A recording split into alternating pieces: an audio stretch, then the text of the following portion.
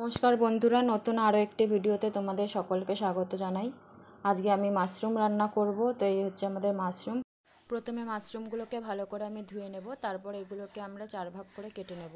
যদি বেশি বড় মাশরুম হয় তাহলে 4 ভাগ করে কাটবো, কিন্তু যদি ছোট ছোট মাশরুম হয় তাহলে 2 ভাগ করে কেটে নেব। মাশরুম কাটা হয়ে গেলে তার মধ্যে আমি ঘি অ্যাড করে নেব। তোমরা চাইলে বাটার বা সাদা তেলও ইউজ করতে পারো।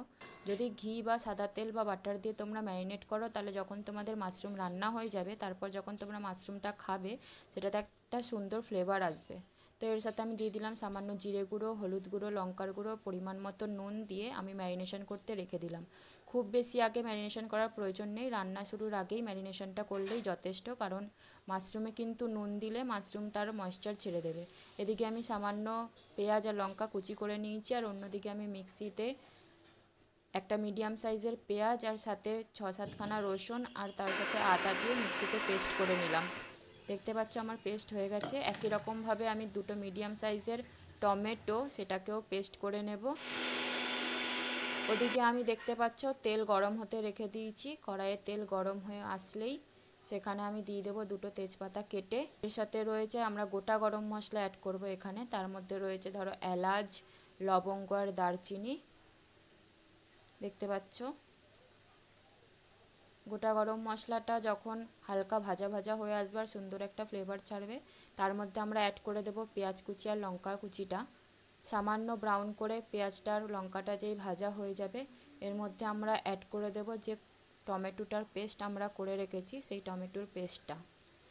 টমেটোর পেস্টটাও যখন তেলের সাথে ভালো করে মিশিয়ে নেওয়া হয়ে যাবে, তখন এর মধ্যে অ্যাড করে দিতে হবে আমরা যে আদা রসুন পেঁয়াজ বাটার যে পেস্টটা করে রেখেছিলাম সেটা।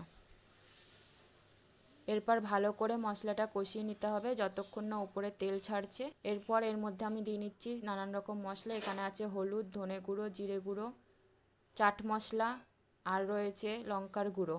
এরপর মশলাটাকে ভালো করে এর সাথে মিশিয়ে নিয়ে তাতে সামান্য পরিমাণ মতন নুন অ্যাড করে ভালো করে মশলাটাকে কষিয়ে নিতে হবে। আমি এখানে ঢেকে ঢেকে কষাবো যাতে ভালো করে মশলাটা থেকে তেল ছেড়ে আসে। এই সময় কিন্তু গ্যাসের ফ্লেম মিডিয়াম রাখবে সব সময়, নয়তো মশলা নিচে পুড়ে যাবে। অন্যদিকে আমি একটা আলাদা কড়াইয়ে আলু ভেজে নিচ্ছি, কারণ আমি কাঁচা আলু ডাইরেক্ট দেবো না, তাই সামান্য ব্রাউন করে আলুগুলো ভেজে নিচ্ছি। এরপর আমাদের মশলা কষানো হয়ে গেছে, তো আমরা ম্যারিনেট করে রাখা মাশরুমটা এর মধ্যে দিয়ে আবার ভালো করে কষিয়ে নিচ্ছি।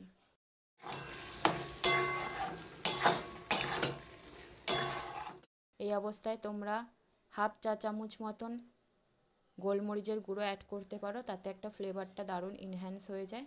এরপর ভালো করে মিশিয়ে নিয়ে আমি আবার ঢেকে 10 মিনিটের জন্য রেখে দেব।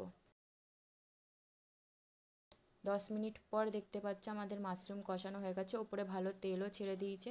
এই অবস্থায় তোমরা তোমাদের প্রয়োজন মতন জল অ্যাড করতে পারো, যে যেরকম খাও। যদি তোমরা মনে করো যে না আমরা কষা খাবো, তো সেক্ষেত্রে জল অ্যাড করার প্রয়োজন নেই। আমরা যেহেতু ঝোল ঝোল খেতে বেশি পছন্দ করি, তাই আমি এখানে 1 গ্লাস মতন জল অ্যাড করলাম। এর সাথে যেহেতু আমি জল অ্যাড করেছি, তাই আমি পরিমাণ মতন আবার নুনটাও অ্যাড করে দেবো এর মধ্যে। এরপর নুনটা ভালো করে এর সাথে মিশিয়ে আমি আবার ঢাকা দিয়ে রেখে দেব। এই অবস্থায় যখন তোমরা জল আর নুনটা মেশাবে তখন ফ্লেমটা একটু হাই করে নেবে, কিন্তু মেশানো কমপ্লিট হয়ে গেলে যখন আবার ঢাকা দিয়ে রাখবে, ঢাকা দেওয়ার পর ফ্লেমটা কিন্তু আবার মিডিয়াম করে নেবে, নয়তো নিচে মশলাটা লেগে যেতে পারে। এরপর 5 মিনিট পর যখন তোমরা ঢাকনাটা তুলবে, দেখবে মাশরুমও নিজের জল ছেড়েছে, তো জলটা একটু বেড়ে যাবে। এরপর ভেজে রাখা আলুটা ঢেলে আমি আবার মিশিয়ে নিয়ে আবার ঢেকে দিলাম 5 মিনিটের জন্য। 5 মিনিট পর দেখতে পাচ্ছ সুন্দর ফুটে উঠেছে। এর মধ্যে তোমরা যদি চাও কাস্তুরি মেথিও অ্যাড করতে পারো, কিন্তু আমি এখানে ধনেপাতা অ্যাড করলাম। ধনেপাতা অ্যাড করে যাতে ধনেপাতাটা একটু সফট হয়ে যায়, তাই জন্য আমি আবার এটাকে কিছুক্ষণের জন্য ঢেকে দেবো। 2 মিনিট মতন ঢাকলেই যথেষ্ট। তো 2 মিনিট পর দেখো আমার এখানে মাশরুম রান্না করা সম্পূর্ণ কমপ্লিট। তোমরা এই অবস্থাতেও আবার 1 চামচ ঘি দিয়ে তুলে নিতে পারো, কিন্তু যেহেতু আমি ঘি দিয়েই ম্যারিনেট করেছিলাম, তাই জন্য আমি এখানে কোনো রকম ঘি অ্যাড করব না। তো আমাদের মাশরুম সম্পূর্ণ রেডি। গরম ভাত হোক বা রুটি, যে কোনো কিছুর সাথেই পরিবেশন করতে পারবে তোমরা এটা। তো আজকের ভিডিও এই পর্যন্তই, দেখা হবে আরও একটি নতুন ভিডিওতে। টাটা।